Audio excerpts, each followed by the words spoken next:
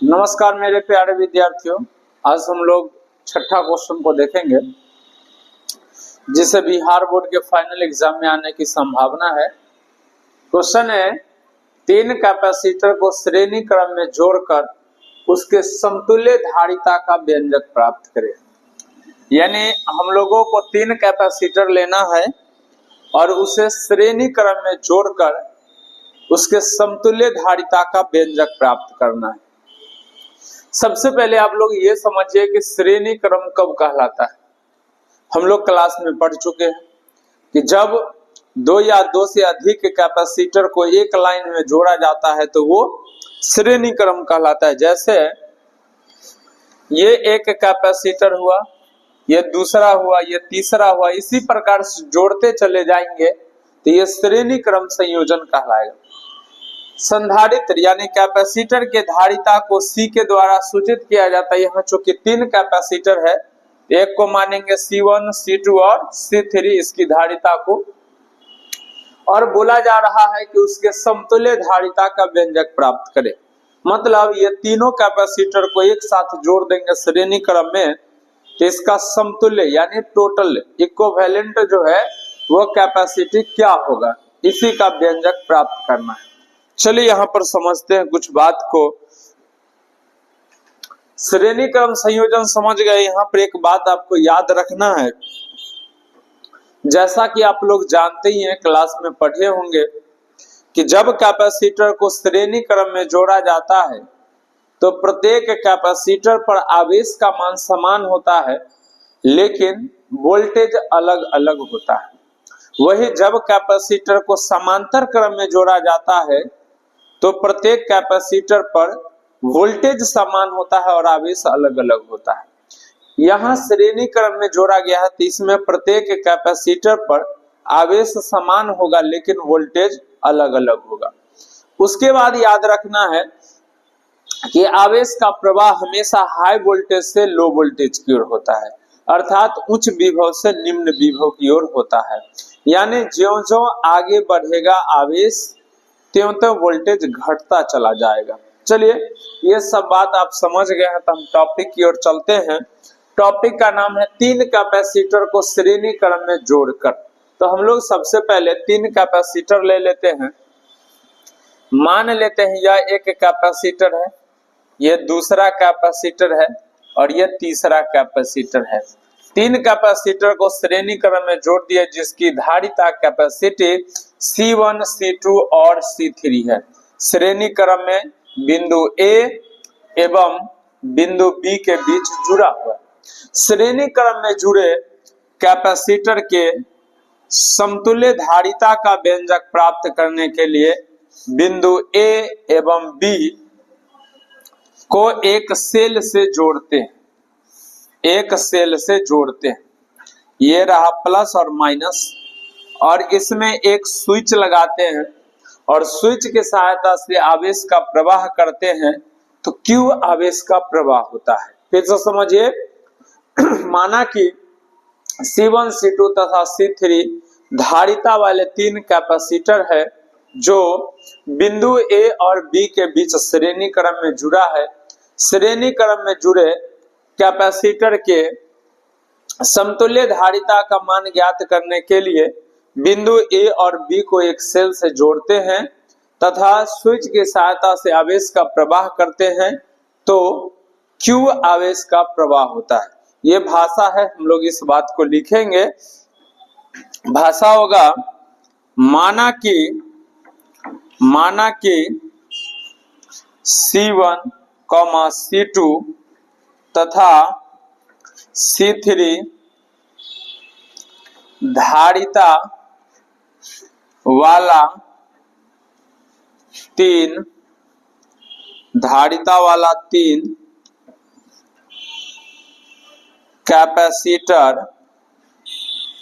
Capacitor है जिसे point A and B यानी A और B, A और B के बीच श्रेणी क्रम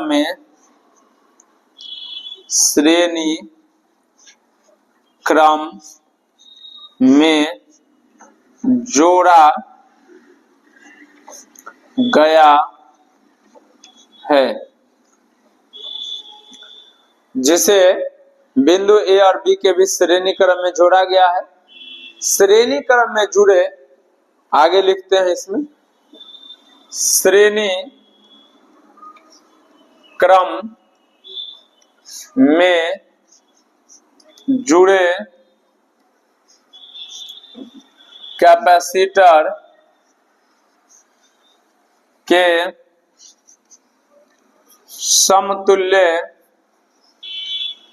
समतुल्य धारिता का व्यंजक प्राप्त करने के लिए पॉइंट ए तथा बी को एक सेल से जोड़ते हैं तथा स्विच की सहायता से आवेश का प्रवाह करते हैं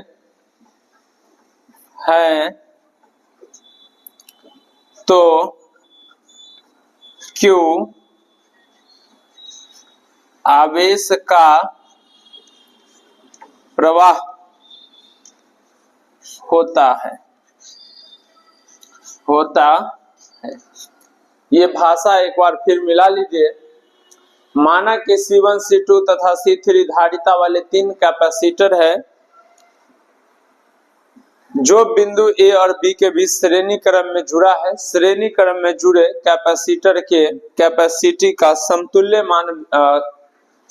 मान का व्यंजक प्राप्त करने के लिए बिंदु A और B को एक सेल से जोड़ते हैं तथा स्विच की सहायता से आवेश का प्रवाह करते हैं तो Q आवेश का प्रवाह होता है। ये है भाषा। आप लोग पहले वीडियो को रोक करके और ये चित्र और ये भाषा को नोट कीजिए, फिर व्यंजक की ओर चलेंगे। फटाफट इसको नोट कीजिए। तो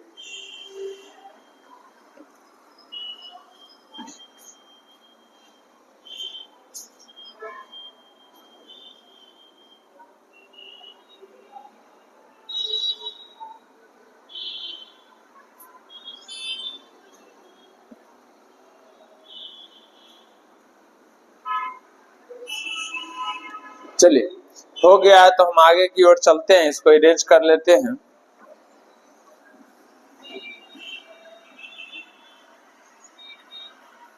देखिए, हम लोग धारिता पढ़े हैं तो C बराबर होता है Q बट्टा V, तो V बराबर हो जाएगा Q बट्टा C। यानी जहां पर कैपेसिटर लगा होगा वहां पे वोल्टेज होगा Q बट्टा V।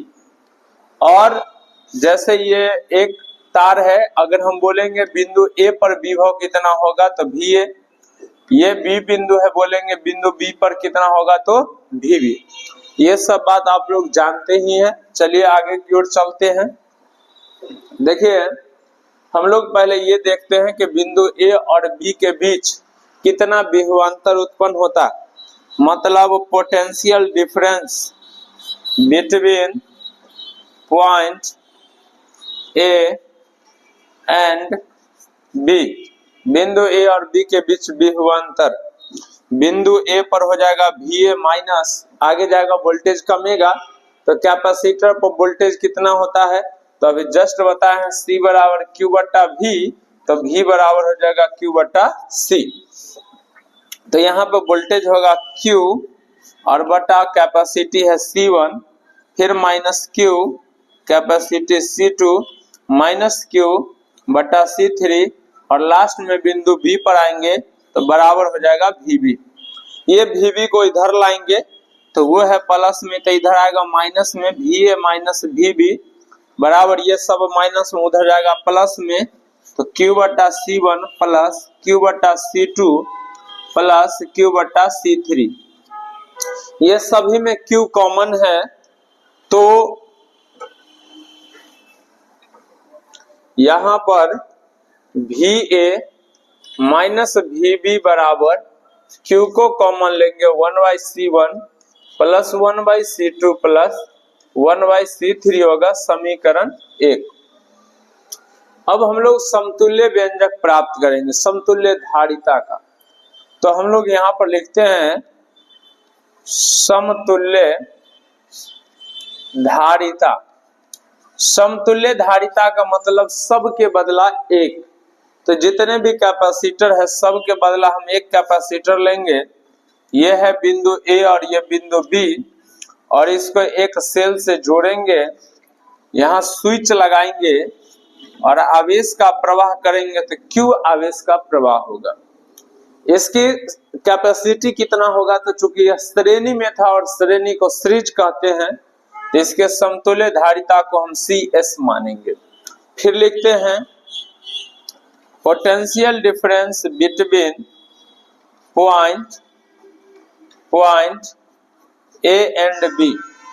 बिंदु A और B के बीच विभवांतर, तो बिंदु A पर हो जाएगा VA माइनस यहाँ हो जाएगा Q बटा CS बराबर VB प्लस में इधर आएगा माइनस VA माइनस VB बराबर Q बटा CS। समीकरण हो गया 2। अब हम समीकरण 1 और 2 से चलेंगे, ठीक है। समीकरण 1 और कितना से चलेंगे, 2 से चलेंगे। पहले आप इसको फटाफट नोट कर लीजिए। चलिए अब हम थोड़ा सा इसको इरेज करते हैं।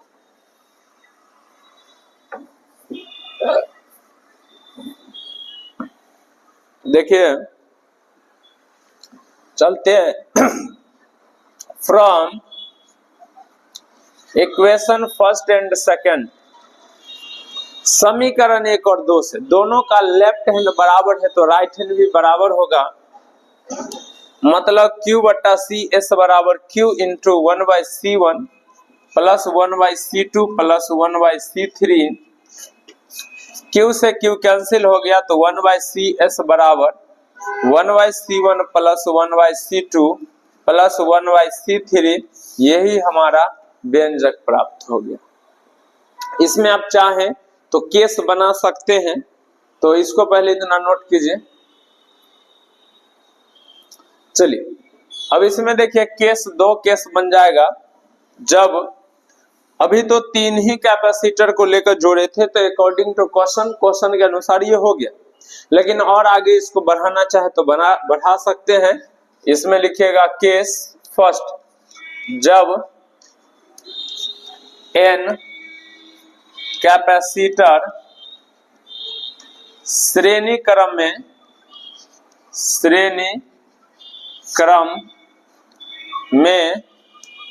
जुड़ा हो।